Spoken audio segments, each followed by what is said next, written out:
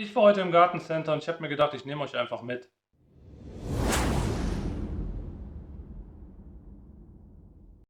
Jo Leute, was geht ab? Herzlich willkommen zu Podplanter, eurem Kanal rund um die Pflanze. Und heute geht es nicht um eine Pflanze, die hier bei mir auf dem Tisch steht. Nein, heute geht es um einen Besuch im Gartencenter. Ja, trotz Corona habe ich es geschafft, in einem Gartencenter vorbeizuschauen. Ich weiß, es ist jetzt nicht unbedingt das Schönste in Zeiten von Corona, aber aufgrund der krassen Richtlinien und dass man auch natürlich immer noch seine Gartencenter unterstützen möchte, ähm, ist meiner Meinung nach so ein Besuch auch gerechtfertigt.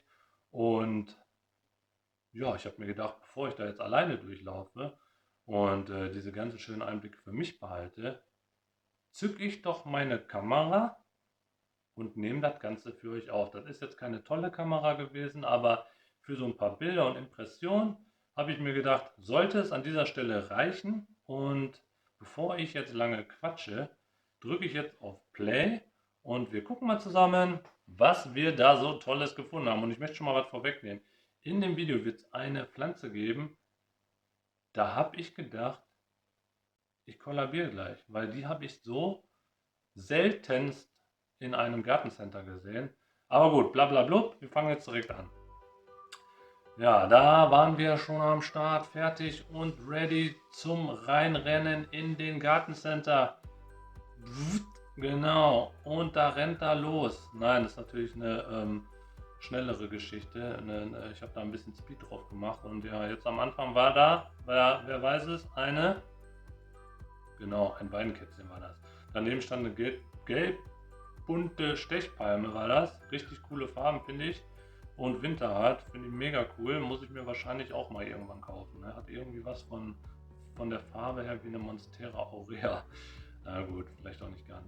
Auf jeden Fall dann drin gewesen, an den Blümchen vorbei, die immer dazugehören. Das sind ja diese Frühlingsboten. Da freut sich immer jeder drüber nach dieser dürren und kargen Winterzeit. Auch wenn wir natürlich noch immer Winter haben. Und die haben mich direkt dahin geführt. Und zwar sind das Zitronen- und Orangenbäume. Fand ich richtig cool. Habe ich persönlich auch nicht. Ich weiß nicht, wer von euch so was hat, aber ja, ich weiß auch nicht, die Früchte wird man nicht essen können. Also kann ich mir nicht vorstellen. Es sei denn, man hat die jetzt irgendwo hier kultiviert in einem Gewächshaus mit ein bisschen Temperatur und Licht. Aber so in Deutschland kann ich mir das nicht vorstellen. Wer es besser weiß, der kann mich immer gerne in den Kommentaren belehren. Auf jeden Fall fand ich richtig krass, richtig dicke Äume waren da dran und ja, so ein Ding bei sich auf dem Balkon oder Terrasse oder irgendwo in der Bude stehen zu haben, ist natürlich eine coole Geschichte. Ja, und dann da vorbei, an dem Efeu vorbei, an den komischen Frühlingsblumen, Zwiebeln und den Kräutern. Wobei Kräuter würde mich mal interessieren, da war jetzt gerade noch, also die hatten mega viel Basilikum. Und ich persönlich, wenn wir gerade bei Basilikum sind, baue auch gerne Basilikum an und auch andere Kräuter. Aber mich würde jetzt mal interessieren, wer von euch baut denn auch seine eigenen Kräuter an? Also man kann ja einmal hingehen im Supermarkt, kauft seine Kräuter in so einem Topf und peppelt die bei sich zu Hause auf und erntet und peppelt und erntet. Oder man sät die ja aus. Ne? Also mich würde beides mal interessieren. Wer macht das von euch? Und vor allem, kommt ihr gut klar damit? Funktioniert das bei euch? Weil viele heulen da ja immer rum, ja, bei mir gehen die immer ein. Schreibt es mal gerne in die Kommentare, würde mich auf jeden Fall brennend interessieren. Jo, und dann waren wir auch endlich da, wo wir die ganze Zeit hin wollten, und zwar zu der Zimmerpflanzenabteilung. Und die Zimmerpflanzenabteilung hat uns direkt richtig geile Pflanzen da präsentiert. Hier eine Diefenbachia und neben der Diefenbachia noch eine Diefenbachia und daneben eine Philodendron, richtig geil. Die Philodendron, ja keine Ahnung, was das für eine war, Diefenbachia waren da auf jeden Fall richtig viele und für gute Preise, also teilweise 17, 18 Euro für so große Teile. Auch hier die Calathea rufibaba ist das. Für, was waren das, 22 Euro, geht auf jeden Fall klar, Leute. Guckt euch mal an, wie groß die war. Genau, daneben stand für 44 Euro ein Einblatt mit Blüten dran, richtig coole Blüten und in Hülle und Fülle auf jeden Fall. Und alle Pflanzen in einer richtig guten Qualität, wie ich das feststellen musste. Und daneben haben sie dann auch noch neue Ware bekommen, Orchideen in verschiedenen Farben. Hier mal so eine, richtig cool, klein, sehr kompaktes Wachstum und bunt wie Sau. Und ja, die wollte ich am liebsten mitnehmen, aber ich habe mir gedacht, nee komm, kein Platz mehr. Genau, ein Regal weiter, beziehungsweise ein Gang weiter, war dann die Diefenbacher Reflektor. Da haben wir ja auch auf unserem Kanal hier ein Video. Wer es noch nicht weiß, eine Serie. Ich habe die Diefenbacher Reflektor in so groß bekommen, ohne Wurzeln, einfach nur rausgebrochen, ohne Wurzeln, ein Blatt. Mittlerweile, wie gesagt, gibt es nur eine Folge, die zweite Folge kommt jetzt aber. Mittlerweile 3 Blätter nach ungefähr 3 Monaten und kompaktes Wurzelwachstum, und wir pflanzen die auf jeden Fall nächste Woche um. Guckt auf jeden Fall rein, aktiviert die Glocke und abonniert den Kanal, dann verpasst ihr solche Dinge auch nicht. Ne? Diefenbacher Reflektor für mich auf jeden Fall Pflanze 2020. Hatte ich vorher nie auf dem Schirm. Dieses Camouflage-Muster, Neon, Grün, Gelb, mega cool. Also hier seht ihr ja auch nochmal im Video. Also finde ich auf jeden Fall für Zimmerpflanzenliebhaber must have. Gerade auch zu dem Preis. Also die war jetzt da in wirklich, also in meiner Vorstellung ist das eine XL-Pflanze für 24 Euro. Geht auf jeden Fall klar, Digi. Und ja, da laufen wir dann auch weiter, gehen wieder einmal vorne rum, vor Kopf, da wieder Diefenbacher. Die finde ich nicht so schön, weil die halt immer so blass wirkt. Dann ein paar Gummibäumchen, irgendwas Geflochtenes, auch ganz cool. Wieder ein paar Gummibäumchen einer richtig coolen Färbung. Und Bananenstauden hatten sie auch da. Ich weiß nicht, was das für eine Musa war. Bananenpflanzen heißen Musa. Musa Dwarf war das, glaube ich. Und hier hatten wir die erste richtig coole, seltenere, panaschierte Philodendron. Cobra oder Stanleyana genannt. Für 29,99 geht auf jeden Fall auch klar, Leute. Also für 29,99 war ja auch relativ groß. Die kriegt man teilweise bei eBay Kleinanzeigen nicht für den Preis, aber locker nicht. Ne? Die nehmen ja teilweise für ein Blatt unbewurzelt, wird da ja schon 18 Euro für genommen. Nicht bei jedem. Nicht bei jedem. Aber trotzdem. Jo. Und was hatten wir da noch? Ein paar Gummibäumchen und eine Alocasia Elefantenohr, also eine Venti ist das meiner Meinung nach. Und direkt daneben waren dann die Tische mit den etwas noch größeren Pflanzen.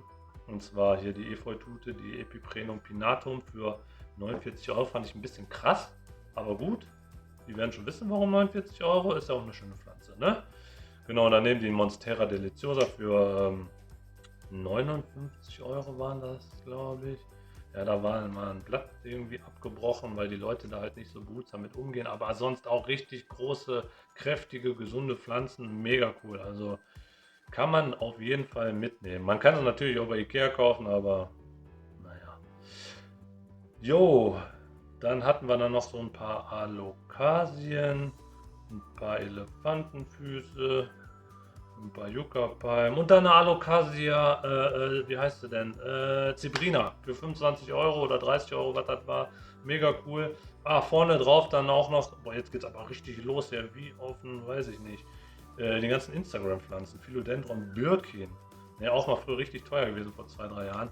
Dann Calathea lancifolia und Calathea macoiana und Orbifolia und Visifolilalilo. Also richtig coole Dinger. Beauty Star, auch eine richtig coole. Nochmal eine Macoiana, eine Begonie maculata, eine Forellenbegonie, auch richtig cool. Also ich gehe richtig ab wie ein Zäpfchen. Da auch wieder Alokasien in Hülle und Fülle, Black Velvet und die Alocasia Stingray, auch richtig cool. Habe ich auch. Da kommt übrigens ein. Ich mache immer Eigenwerbung, falls ihr das noch nicht merkt. Es kommt ein Video, Alocasia Stingray, meine. Die habe ich bekommen, fast tot, für 2,50 Euro mit Topf, mit allem drum und dran, dass die mir nicht noch Geld hinterher geschmissen haben, war alles. Weil die Pflanze war richtig im Arsch. Und zwar hatte die auch mega viele Tripse hatte die. Und zwar, wenn ich so gemacht habe, hatte ich meine Finger voll mit Tripse. Und da habe ich mir gedacht, das Ding versuche ich doch jetzt mal komplett tripsefrei zu kriegen. Und ich habe es geschafft, Leute. Und das habe ich natürlich auch für euch aufgenommen. Und dann nochmal der Appell, gebt mir ein Abo, aktiviert die Glocke und ihr werdet dieses Tripse-Tötungsvideo, Vernichtungsmaschinengedicht nicht verpassen. Also abonnieren, Glocke aktivieren und nichts mehr verpassen. Okay, weiter geht's. Ja, hier hatten wir dann die ganze Reihe voll mit Orchideen und darunter waren dann irgendwelche anderen Gedönse mit Pileas. Pileas in, ich glaube, 4 oder 5 verschiedenen Richtungen. Richtig cool. Und auch Orchideen, also die haben auf jeden Fall den richtigen Orchideenhändler, weil der serviert den da richtig geilen Scheiß. Also richtig coole Farben und die sind nicht irgendwie mit irgendwelchen Sachen gespritzt mit Farbe und mit einem Pinsel lackiert, sondern die sind wirklich so, wie sie da sind und alle wirklich Taco. Ne? Und für Preise, wo ich sage, Hammer, wirklich, kann man nicht sagen. Und ich habe nichts mit dem Laden zu tun. Ne? Also die fördern jetzt mich nicht hier oder geben mir nicht irgendwie Geld, dass ich das hier mache. Vor allem sage ich auch keinen Namen. Also von daher, ja genau. Und dann hatten wir die ganzen Bonsais. Finde ich auch cool. Habe mir auch schon mal selber gedacht, ich hole mir mal so einen rohen und schnibbel da selber drum und biege den hin und her. Aber habe ich bisher noch nicht gemacht. Hier für 34,99, da stand auch immer, wie alt die Bäume sind. Der war zum Beispiel 7 Jahre alt. 7 Jahre alten Baum für 34,99 € finde ich schon cool. Kakteen, ja, weiß ich nicht. Meins ist es nicht. Ich habe hier auch irgendwo so ein Ding rumstehen, aber ja, finde ich, die haben ihre Daseinsberechtigung. Die sind auch schön, sind mehr oder weniger pflegeleicht. Ja, Kakteen.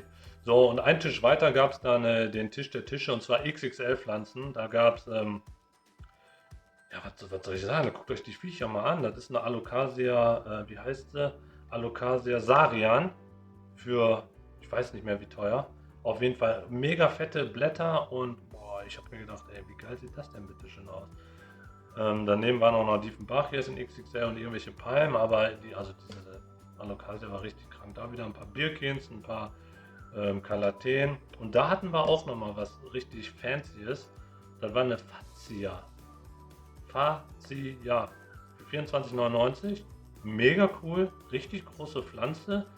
Grün-weiß panaschiert, sieht richtig geil aus eigentlich. Also Leute, ich glaube, das ist so ein Ding, kennt keiner, muss man aber haben.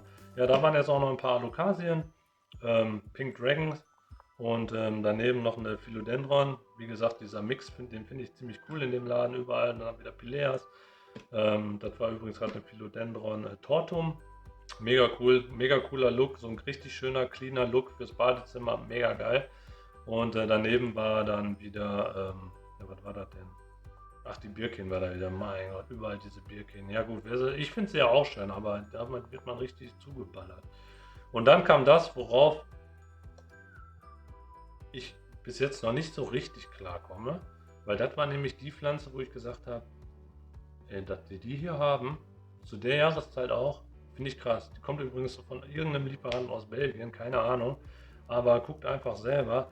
Und zwar geht es um eine Monstera Trommelwirbel Deliciosa variegata, wobei ich glaube, also die kleinen Stecklinge mit den 3, 4 Blättern, das waren ganz normale Monstera Deliciosas und da gab es aber auch noch so ein Übervieh und das war, glaube ich, eine Borsigiana, also die kleinere Wuchsform der Monstera Deliciosa.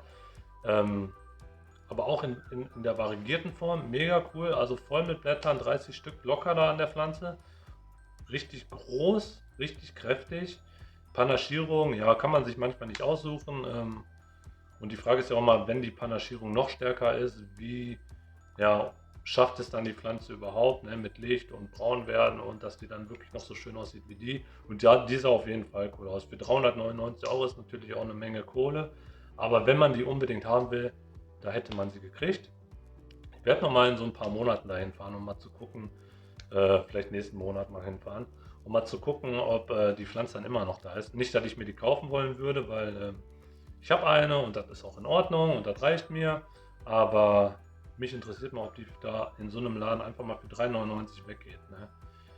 Ja, und das war es dann auf jeden Fall von dem Besuch im Gartencenter. Ich bin dann auch so ein bisschen rumgekrochen, auch ohne Kamera, weil ich da immer so ganz komisch angeguckt wurde. Ja, ich hoffe, euch hat es gefallen. Ich fand es auf jeden Fall cool. Ich bin immer gerne in einem Gartencenter.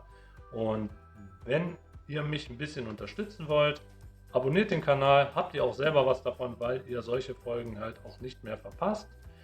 Lasst mir gerne auch noch einen Kommentar oder ein Gefällt mir da. Und dann würde ich sagen, bleibt gesund, kümmert euch um eure Pflanzen und wir sehen uns im nächsten Video.